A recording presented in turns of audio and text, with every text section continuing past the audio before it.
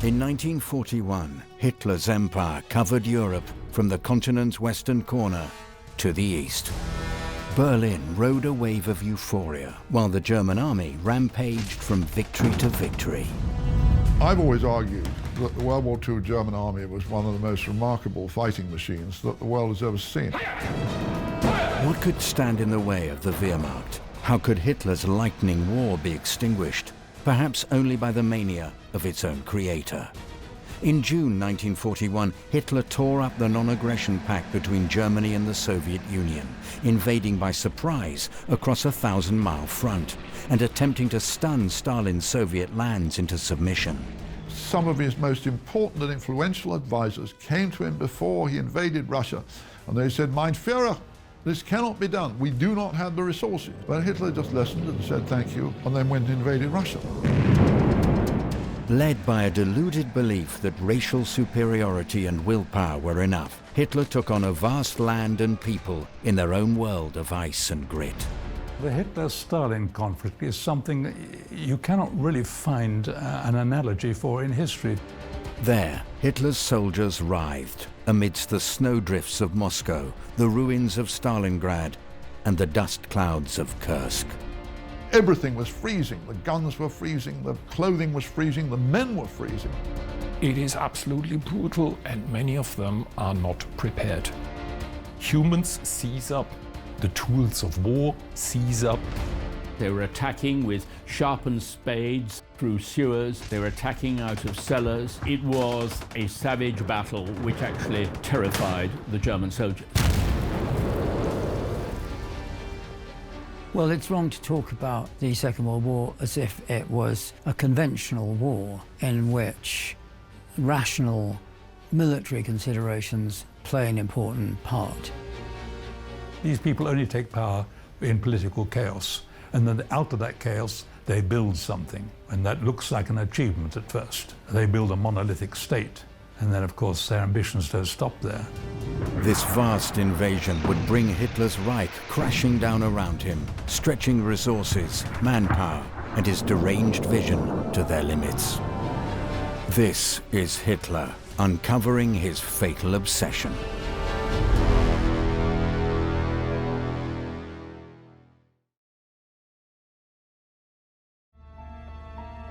It's always been a British conceit to believe that Britain was the foremost enemy of Nazi Germany. In truth, going right back into the 1930s and even 1920s, that Hitler's designs were always in the East. It was always in Russia and the Ukraine that he envisaged the creation of Germany's great empire. Hitler and a lot of the Nazi ideologues were very keen on this idea of Lebensraum, of room to live, basically, for an expanding German population. The whole idea of this sort of future occupation, this future colonization, involved basically killing by starvation around 30 million Soviet citizens. And this was called the Hunger Plan. They particularly were interested really in the farmland and of keeping enough Russian, Ukrainian farmers and peasants basically to work as helots, as slaves, really for the German Reich. Hitler thought of the Soviet Union as a vast mass of subhuman peasants lorded over by a small clique of Jewish Bolsheviks. It's an extraordinary view because, of course, Stalin himself was anti-Semitic, and he was not steered by the Jews in any way. How could they possibly do that? In fact, he launched various anti-Semitic campaigns himself. But that was the Nazi view, that was Hitler's view.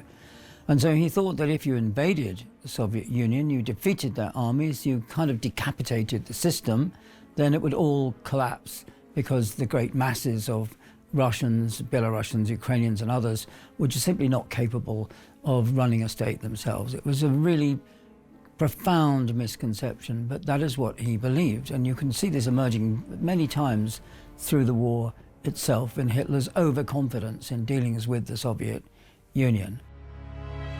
But in August 1939, the world was stunned by the news that Nazi Germany and the Soviet Union had signed the Molotov-Ribbentrop Pact of non-aggression. From Moscow on the 22nd anniversary of the Russian Revolution, Stalin's foreign minister, Vyacheslav Molotov, served notice that once again Russia was a player in Europe's game of power politics. Loudly he denounced France and England as capitalist instigators of war, branded the U.S. as an unneutral war profiteer. For 6 long years, every Russian worker has been told that Hitler's Germany was the Soviet Union's deadliest and most dangerous enemy. But today, Nazi Germany and Communist Russia are bound by a treaty of non-aggression. A reciprocal trade agreement calls for the delivery to warring Germany of millions of dollars worth of sorely needed raw materials. The relationship between Nazi Germany and the Soviet Union from the beginning of Hitler's rise to power is quite a surprising one. And in the background, in fact, they continued economic relations which were quite intense. Solzhenitsyn said that Hitler was probably the only man that Stalin ever trusted. I think that's going too far, but he certainly trusted him more than he trusted anyone else. Maybe a lack of judgment, or it may be a certain admiration. There's definitely a moment when Hitler decided to get rid of his opposition, the night of the Long Knives, when the brown shirts were murdered. As Stalin's reporter was saying, clever man, that's the way of dealing with the opposition. And in fact, his own purge of his opposition, which cost hundreds of thousands of lives, began shortly afterwards. It may not be a coincidence. Under the dictatorships of Hitler and Stalin, Nazi Germany and the Soviet Union simultaneously invaded Poland in September 1939, marking the beginning of World War II. The country was carved up in just the way that the two invading forces had planned in the Molotov-Ribbentrop Pact. By 1940, Hitler had reached Paris, and the Allies were forced to evacuate at Dunkirk. Britain was now under direct attack, and the German war machine had an air of invincibility. With his sights now set on the east, Hitler had his chance to fulfill his ultimate obsession when he launched Operation Barbarossa. On the practical side, the German armed forces, which in this case of course means the army and the air force, saw little problem with it. This is the sort of campaign they knew for a fact they could execute. This is the sort of campaign what you could say they would have regarded as their bread and butter. This is not the sort of dilemma they found themselves confronted with the previous summer, when essentially confronting the United Kingdom. Most of the senior officers would have known that even if the Luftwaffe had won the Battle of Britain, crossing the Channel would still not have been viable, which was immensely frustrating to these gentlemen. Now all of a sudden all they have to do is cross an international border. And that's the sort of thing they do. They come with a new tool of high-intensity land warfare, the Panzer Division, which essentially is capable of unprecedented feats on the field of battle. German agents have been working behind the lines inside Russia for some weeks before the invasion. And it was the fact that the Russians had got wind of this and it had been reported to Stalin that made it so incredible that Stalin was not only disbelieving himself, but that also he absolutely refused to allow any precautions to be taken in the forward areas. Hitler had managed to hoodwink Stalin in a very strange way, that Stalin was somebody who was one of the greatest tricksters history has ever known, and yet he fell into this trap of actually believing somehow that the Nazi-Soviet pact was going to work. So when Hitler started sending aircraft over the frontier, Stalin felt that this was part of a negotiating tactic to force the Soviet Union to pay more in the pact. They did not know about these huge preparations. They did know about the concentration of troops. Already you saw all the way from the Baltic to the Black Sea, enormous concentrations of troops, in many cases hidden wherever they could be in forests and so forth. But Stalin even believed the story that this was to avoid bombing from Britain, and this is why they'd all been moved to the east. And thus, when, on the day, the first German units swept across the border, and when they first signaled, some of them, to border guards on the other side to come and talk, And these border guards advanced and of course were mown down, and the Germans then swept on past them. The Russians were taken by surprise even more dramatically than the Americans at Pearl Harbor a few months later, that the Russian forward areas, they'd been explicitly forbidden to take any of the precautions they might have taken if they'd observed all the warnings they'd had, that Marshal Zhukov had urged on Stalin, that Soviet intelligence had urged on Stalin, and Stalin absolutely refused to accept. He had many warnings indeed, both from the British, from the Americans, but he kept on thinking that this was an English provocation to get him to start fighting the Germans. And they had a very, very difficult time in knowing what to do when suddenly they found themselves under fire. And this was one of the reasons why there was such chaos and such panic on the Soviet side. Operation Barbarossa would be the largest military campaign in history. The sheer scale of the fighting and the brutality of the warfare proved to be the turning point of World War II.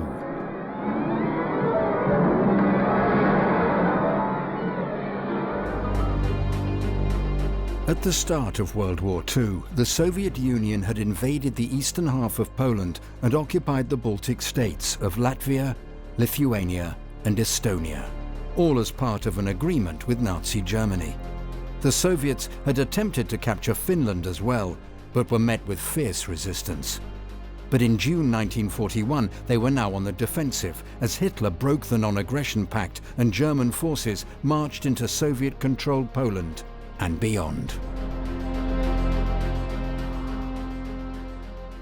The West never had good agents in the corridors of power in Nazi Germany in the course of the war.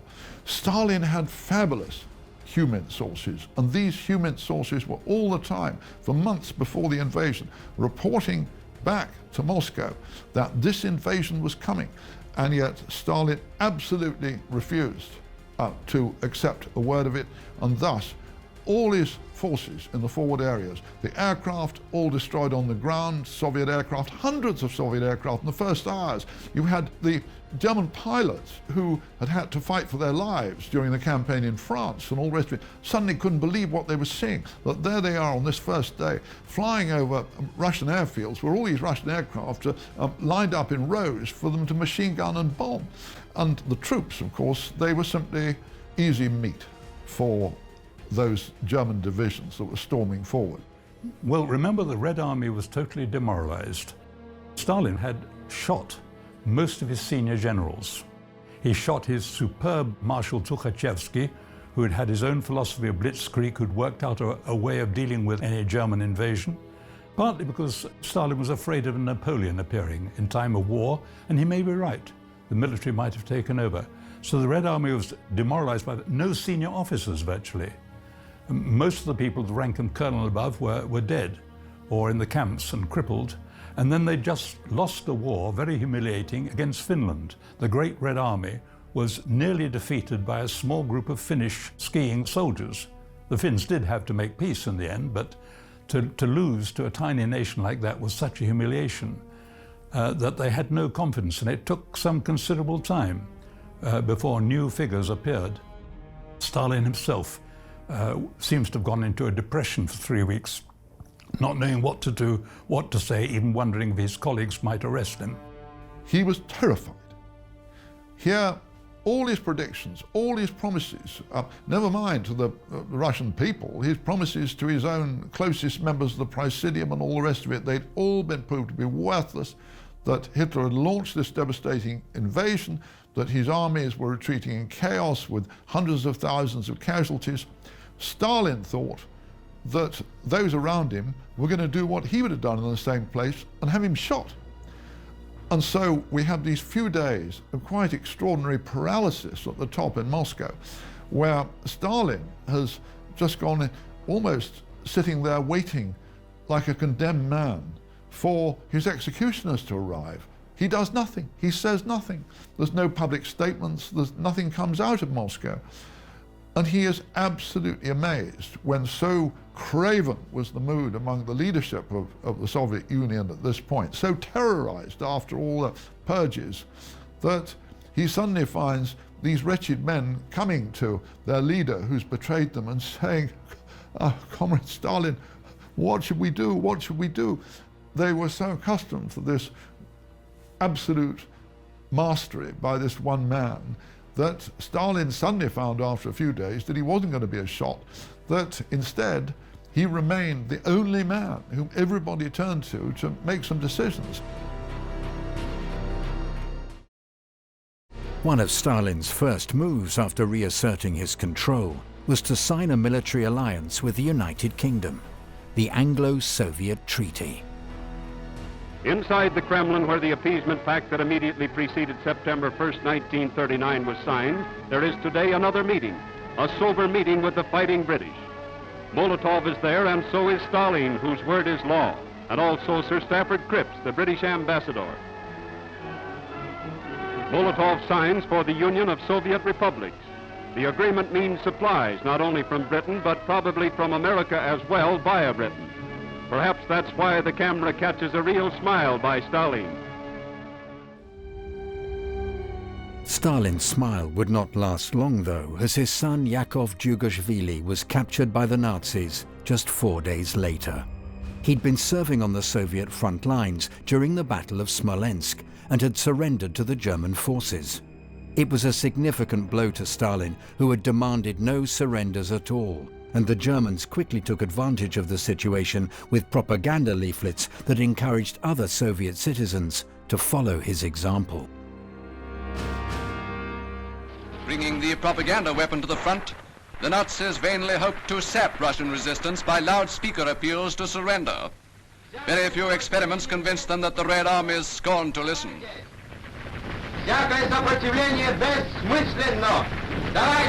Only through burning towns did the Germans advance. So far, fighting necessarily on the defensive, the Soviet can go back a long way. Russia is a vast country.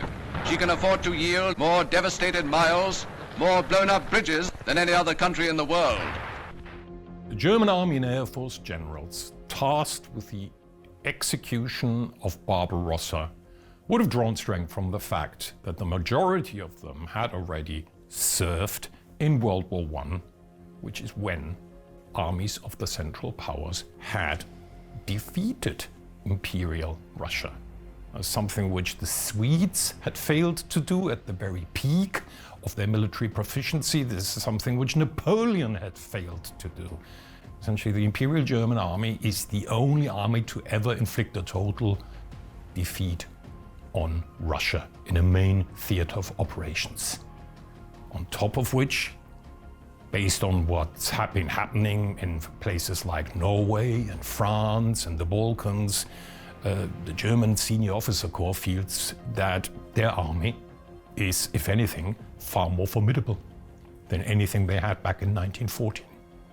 So what took them 3 years last time around, this time would probably just take them 3 to 4 months. They were moving about 50 miles a day in some parts, and this went on right from the Baltic all the way down to close to the Black Sea, an enormous 1,000-mile front.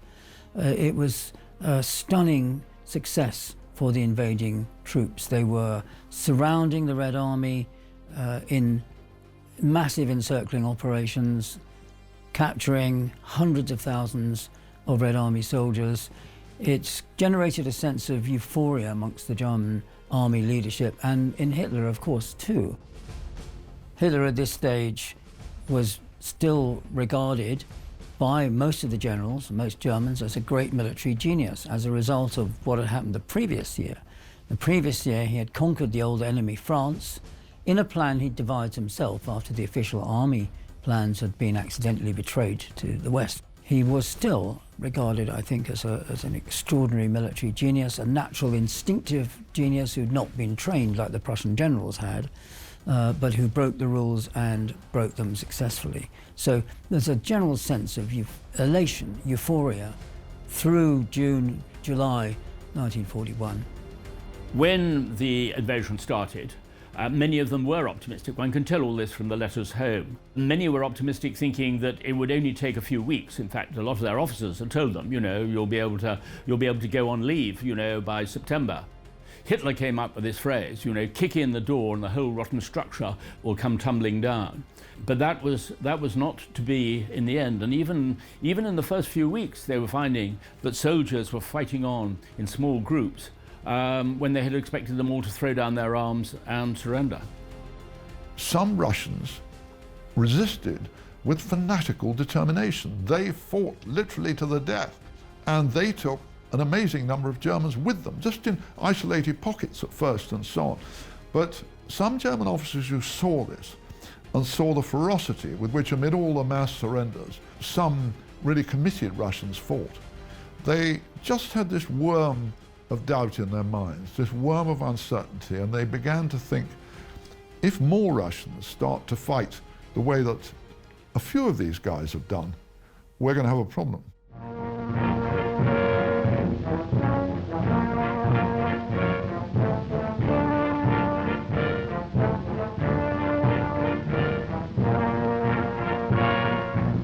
These historic pictures are the first record of the Battle of Russia, the defense of 180 million people against Hitler's all-powerful panzer divisions.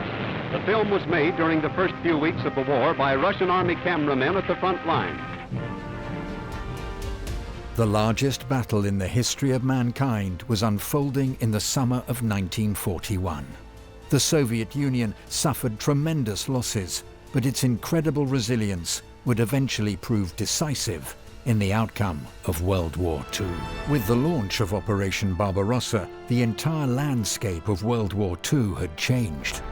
Germany was fighting on both Western and Eastern fronts, and Britain now had a formidable new ally.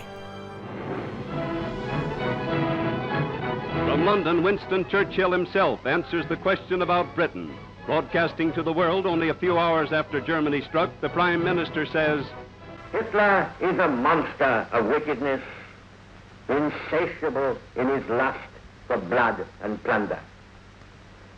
So now this bloodthirsty gutter snipe must launch his mechanized armies at the new fields of slaughter, pillage and devastation.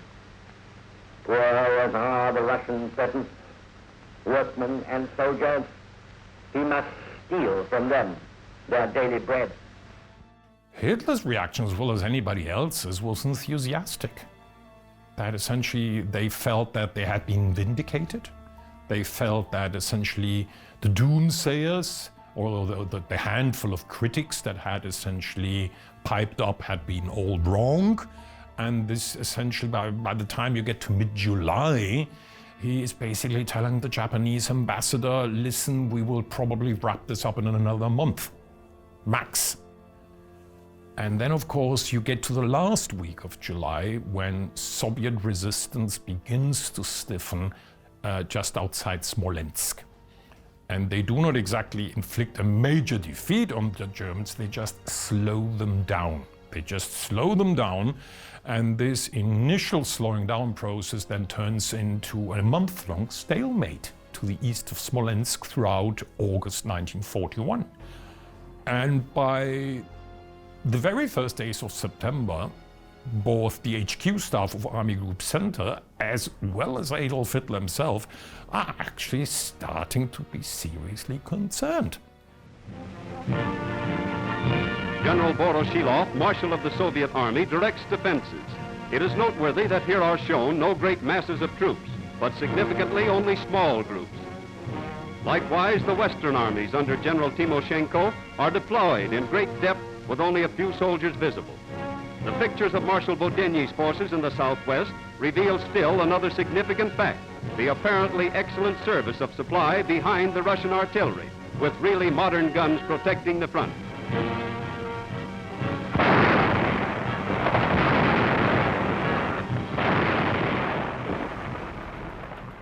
Right from the start, there were three main axes of attack into the Soviet Union. Hitler had insisted on one of the prongs heading towards Leningrad partly for psychological reasons again, you know, the cradle of Bolshevism, but also he insisted that it was vital to dominate the Baltic for economic reasons, though that wasn't entirely clear. The central one for Army Group Center was to head basically towards Moscow. But Hitler had a curious, superstitious view that he shouldn't exactly follow Napoleon's route, because then the same sort of fate would happen to him. The third one, of course, was the Army Group South, which was going into the Ukraine to establish a control over the breadbasket of the Soviet Union, and then head on towards the Caucasus and the oil wells. The German army's professionals, they were some of the finest professional warriors the world has ever seen, and they were not stupid. And they knew how big Russia was. They knew how limited were the resources of the Wehrmacht, above all their problems with mobility. They were appalled by some of Hitler's decisions. There was almost a contest in incompetence between Hitler and Stalin. Hitler's insistence on dividing forces and in going in 2 or 3 directions at once, whereas always the German army had taken pride in saying you decide where your Schwerpunkt is going to be, where your main axis of attack, and you really go for it. And of course, the professionals had always wanted Moscow to be the Schwerpunkt. You just go for Moscow, and once you've got Moscow, once you've got the north of Russia, then the rest will come gradually. But Hitler wouldn't have that. The army generals were mostly Prussian aristocrats. They are very traditional. They all look back to Clausewitz, the great military theorist of the Napoleonic Wars. And Clausewitz said, the way you win a war is you locate the main force of the enemy and you engage it in battle and you exterminate it, and bingo, you've got a victory. So that's what they wanted to do. They wanted to go to Moscow, where they saw the main force of the enemy, of the Red Army, and they wanted to do that. Hitler had a broader strategic vision. What Germany lacked was, above all, natural resources, and particularly oil. And so Hitler divided his forces and went for Kiev, went for Ukraine, and then also went for the Caucasus. Now, the generals didn't think this was a very good idea. They still fixated on this idea of annihilating the main enemy force for Moscow. Eventually, the Nazis score a stunning success in Kiev, and they look as if they're doing pretty well there. They're motoring through the Caucasus without encountering very serious opposition. And so the forces are reunited and move towards Moscow. The problem is time has been lost. The German planned offensive to seize Moscow itself was named Operation Typhoon, which launched on the 2nd of October 1941. Just over a month into the assault, Stalin chose to hold a military parade in Red Square to stiffen Soviet resolve. But it was forces outside his control that proved decisive in the defense of the capital. Winter comes early. This has always saved Russia. Napoleon didn't believe his weather forecasters. Hitler didn't believe his weather forecasters. And whatever's wrong with Russian machinery, if you've ever had a Russian car, you realize it starts at -30 or even -40, and a German car does not. And the same applies to tanks. And the German machinery could not cope. Hitler had also reckoned on reaching Moscow, rather like Napoleon had reckoned, before things got bad. So there was no winter clothing. In fact, fur coats had to be sent from Germany. So arrogant were the Nazis and was Hitler and the military leadership, they'd actually said in the autumn, publicly, we've won, we've defeated the Soviets. It's a complete illusion. And the troops didn't have winter clothing. They were simply still dressed in their summer clothing. So Goebbels, realizing that the soldiers were literally freezing to death, organizes a big appeal in Germany itself. Bring us your winter clothing. Let's have your fur coats, please, to support our boys down in Russia. But it's all too late. I've always argued that the World War II German army was one of the most remarkable fighting machines that the world has ever seen, albeit in a dreadful cause. But the incompetence with which the advance on Moscow was organized, and above all, the absolute lack of preparations for winter, which anybody who knew any history at all, anybody who knew what happened to Napoleon's army in 1812, knew that the Russians, it got pretty cold out there in the winter. And to send these men to attack Russia and to attack Moscow with no winter clothing. And I have met German veterans of that campaign describing to me these dreadful moments when they had to put sheets of newspaper under their tunics because they had no winter coats. They had to light fires under the tanks and vehicles in order to get them started in the morning, that everything was freezing. The guns were freezing, the clothing was freezing, the men were freezing. And the one thing that the Red Army was incredibly well equipped with, not very surprisingly, was winter clothing. So that as winter descended, and by this unbelievable series of blunders and errors, that the Germans had made no preparations for this, that when the winter came, and these first terrible freezes, that they got one of the most devastating shocks of the war. But of course it shouldn't have been a shock.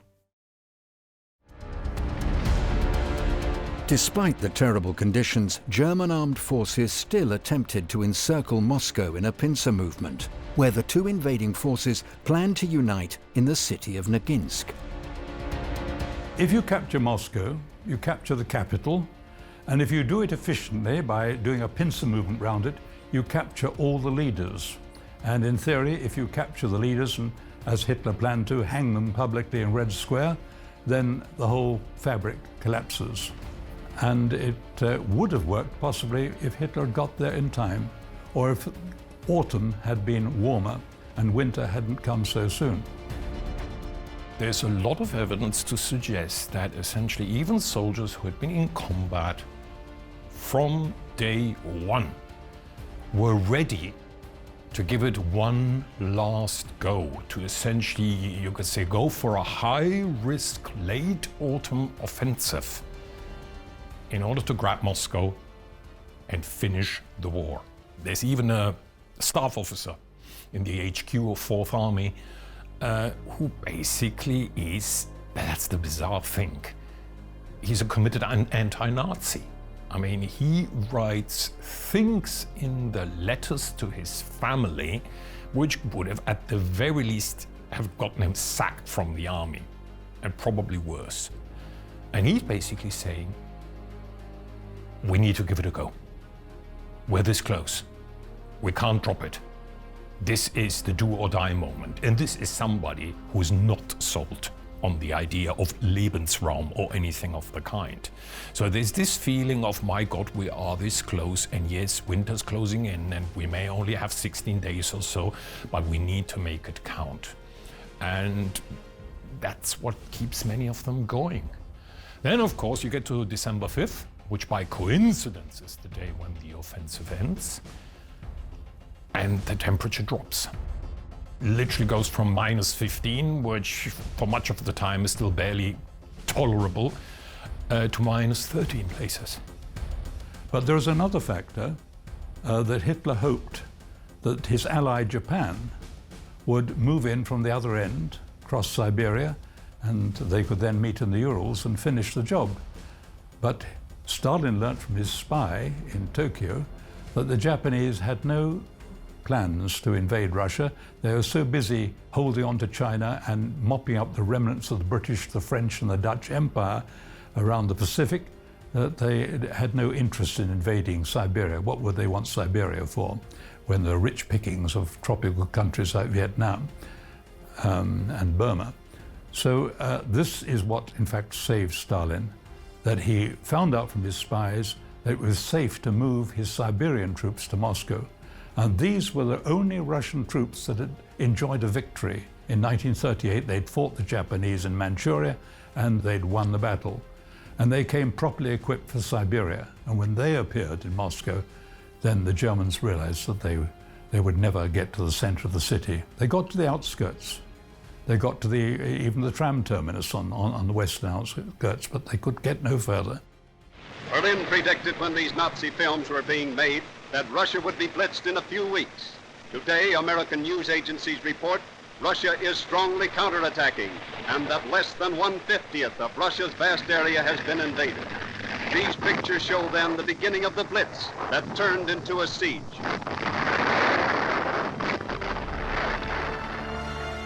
The successful defense of Moscow was a huge symbolic victory for the Soviet Union. For the first time since Operation Barbarossa began, the German forces were not only being resisted, they were being driven back.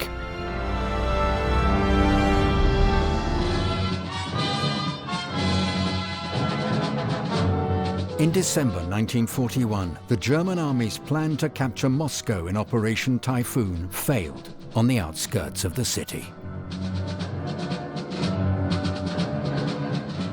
German troops have to try and make dugouts and trenches and so on, but you've got deep frozen ground. It's really very difficult.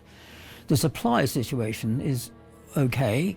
They're not starving, but they're not really able to withstand this terrible freezing cold. And all the letters home all complain about this. And there are stories of how, soldiers are on guard duty at night simply are found in the morning standing dead, stiff, frozen to death, literally frozen to death.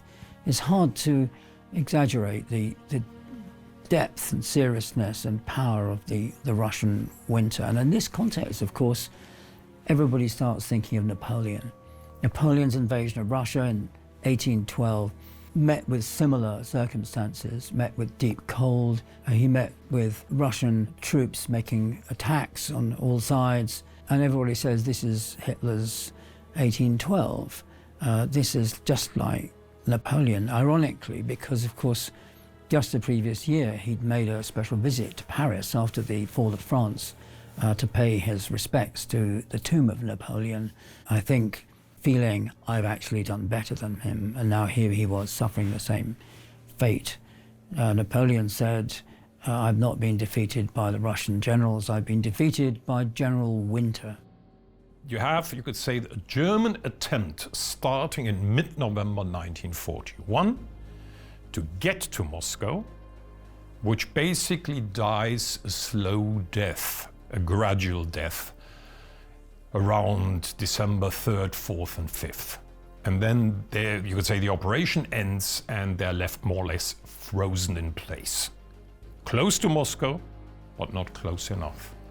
And then you've got the second phase of the Battle of Moscow, which is the Russian counterattack. I would stake a claim that the Russian counterattacks around Moscow were among the decisive moments of the Second World War.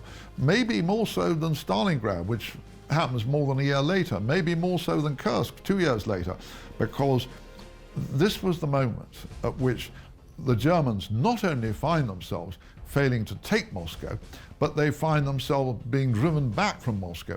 Now, again and again, tactically, German units would win little victories, they'd win little successes, they'd inflict devastating casualties on the advancing Russians. But the one thing the Russians had enormous quantities of was people. And Stalin was completely indifferent, as were his generals, to how many of them he lost. And although he was a disastrous warlord, a disastrous director of operations in that first year of the war, until he reluctantly handed it over to his marshals, that he gave his commanders around Moscow just sufficient leeway for them to be able to exercise their terrific skills to organize these counterattacks. This is where Stalin was cleverer than Hitler. Hitler never understood that he was not a military genius, that he should stand back and let his generals take decision. Stalin knew from the start he was not a military genius. He'd proved that in the Civil War in the 1920s, when he made some terrible mistakes. And after the defense of Moscow, he stood back and he let his generals decide what to do.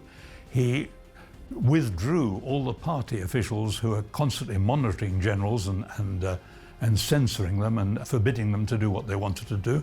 And he gave people like Zhukov and Konev full scope to do really what they wanted. And he even took advice from them and didn't object. He stopped arresting generals. That was the cleverest thing that Stalin did, was to leave the job to professionals. And that, of course, is where Hitler made some very, very serious mistakes. Out there, Russian counterattackers sight the remnants of a German invading force. The city is strategic Tula, just below Moscow. And these are first pictures of Russia's amazing drive. The heroic defense of Tula helped destroy the Nazi pincers around Moscow. And here's how it happened. Town after town is recaptured in this fashion. These are actual battle pictures made under fire.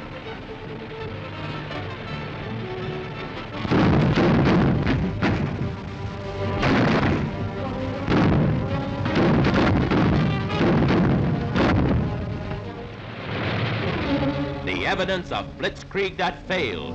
In Tula, in Mozhaisk, and along a 1,700-mile front, Nazi dead testify to the bogging down of Germany's march. How Mr. Hitler can explain this failure is a mystery, but no mystery is the fighting determination of the tireless Russians. Hitler always distrusted the generals, especially any of those who he thought were sort of high-born. He had a tremendous chip on his shoulder, inevitably, in that particular way, especially as he probably knew that people like Rundstedt referred to him as that bohemian corporal and things like that.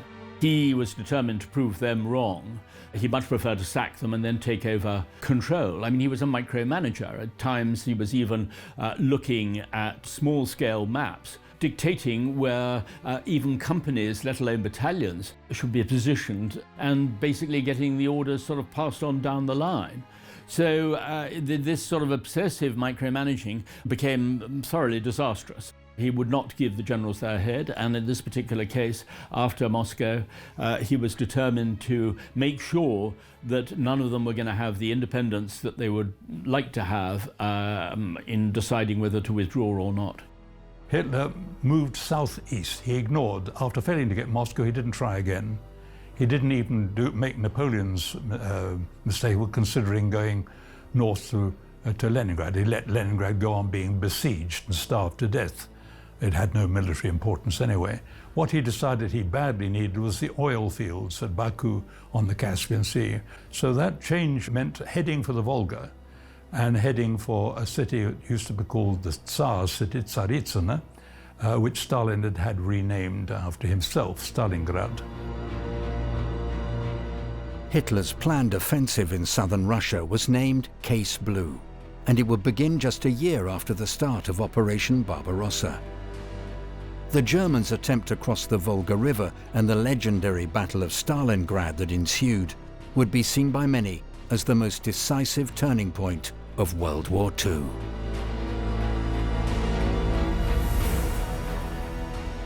One of the oddest things about the Second World War is that in Berlin, the clever staff officers and the clever officials around Hitler were much quicker to see how much trouble they were in Russia than anybody was in the West.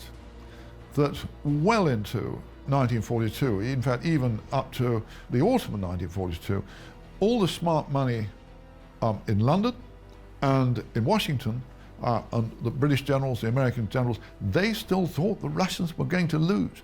They still thought that as the Germans kept delivering punch after punch and these huge offensives, taking great swathes of territory, and they thought, well, thank goodness, the Russians have lasted a bit longer than we thought. But the archives are stuffed with British and American reports as late as August and September 1942 saying, we think these guys are still going to lose.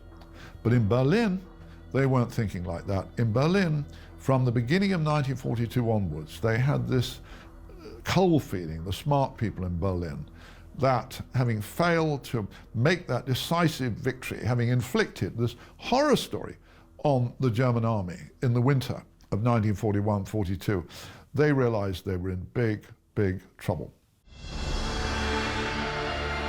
In Part 2, we cover how Hitler's obsession with conquering the Soviet Union led to the most devastating German defeats, both at the Battle of Stalingrad and the Battle of Kursk. Having survived a relentless onslaught, the Soviet Union would eventually drive the invading forces out of their territory and all the way back to the streets of Berlin, where Hitler's obsession finally died in the Führer bunker.